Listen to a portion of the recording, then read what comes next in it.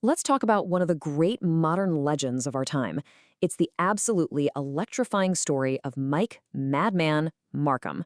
Now, he was just a backyard inventor, a tinkerer from Missouri, who somehow became the center of a mystery that people are still trying to unravel today. It's an incredible story about wild ambition, a ton of high-voltage electricity, and a disappearance that stumped everybody. So picture this, it's 1995. Mike Marcum, who's just a 21-year-old student, makes this just unbelievable claim.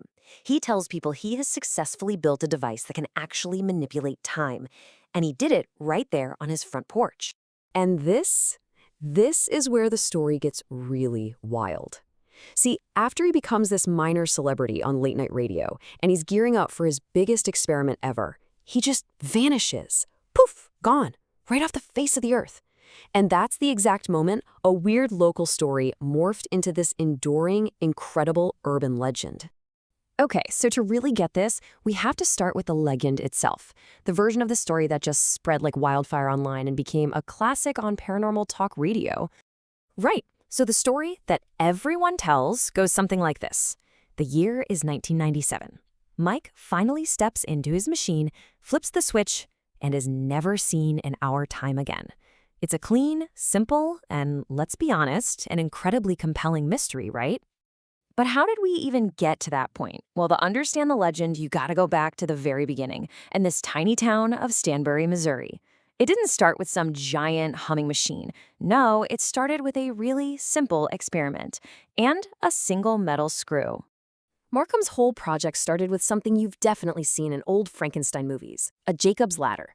You know, it's that high-voltage thing where a sizzling electrical arc climbs up between two wires. It looks super dramatic, totally mad scientist. And for Mike Marcum, this was just the first step. And his initial process was just brilliant, in a backyard scientist kind of way. He claimed that if he used a super-powered laser he'd ripped from a CD player to heat the air above that arc, he could create this shimmering heat haze-like vortex.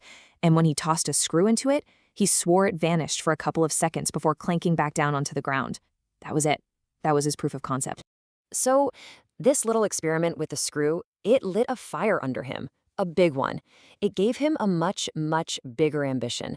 And that's when things started to get, well, illegal.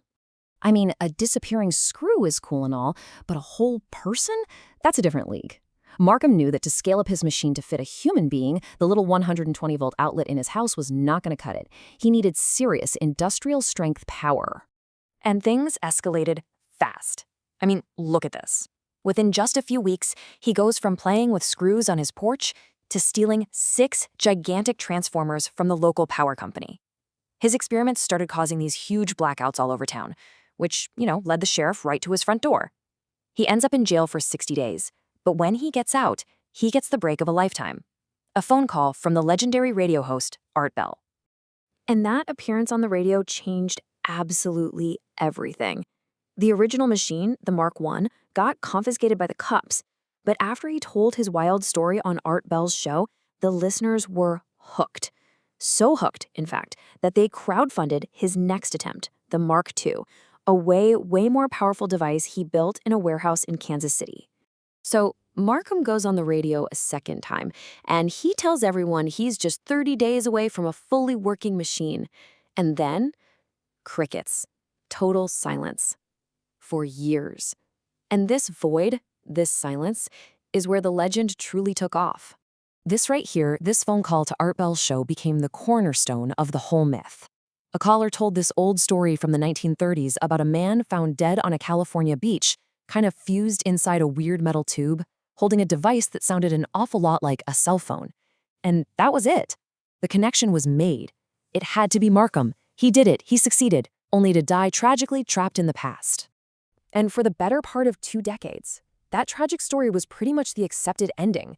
Everyone just believed Mike Marcum was a casualty of his own incredible ambition. But the truth? Well, it was way less cinematic, and it was kind of hiding in plain sight the whole time. So on one hand, you have the legend. He died in the 1930s. But the verifiable fact, the reality, is completely different. Mike Marcum himself called into Art Bell's new radio show in 2015, almost 20 years after he supposedly vanished forever. So what really happened? Well, According to Marcum himself, he did try the machine, and he claimed it worked, that it sent him 2 years into the future. But when he came back, his landlord had completely cleared out the warehouse, taking every last piece of his equipment. And his life after that, it was a struggle. It even included a period of homelessness in Hawaii. The grand experiment didn't make him famous. It just left him with a bizarre story and a really rough time.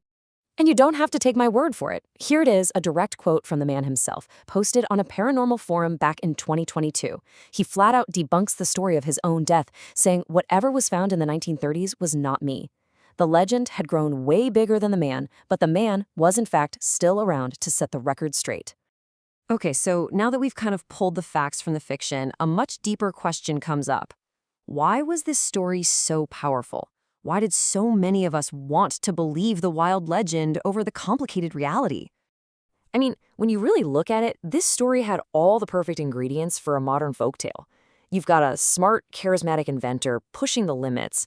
You've got this massive media platform, Art Bell's show, beaming his story to millions of people. And crucially, you have that long, unexplained absence that created a vacuum, and listeners and internet detectives were more than happy to fill that vacuum with the most incredible theories they could imagine. And that's really the heart of it, isn't it? This story isn't just about what happened to Mike Marcum. It's about us.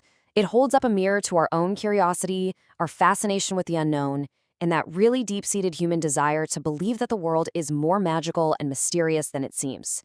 What does it say about us that we often prefer the fantastic tale to the complicated truth? That's something worth thinking about.